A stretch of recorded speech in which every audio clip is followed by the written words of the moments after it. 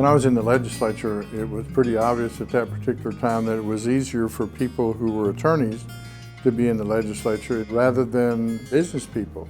And because A&M had no law school, we had a tiny minority of members of the legislature, and it is a profession that Texas A&M, I felt, shouldn't be left out of.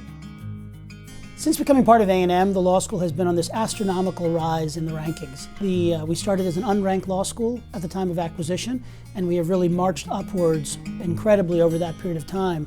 As you go further and further in the rankings, that becomes harder and harder. The competition becomes stiffer and stiffer, which makes it that much more amazing that we saw this incredible increase, the largest increase of any law school among the top 100 law schools in the country.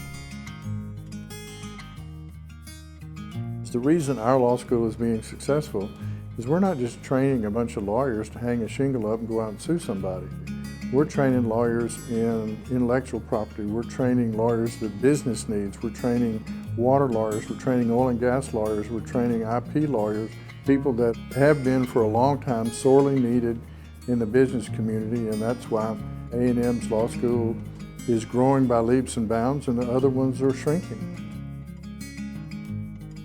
We have seen astronomical growth in the number of students across the state and frankly across the country who want to go to A&M's law school. Our most recent ranking was 83rd in the country, and we saw a jump to 60.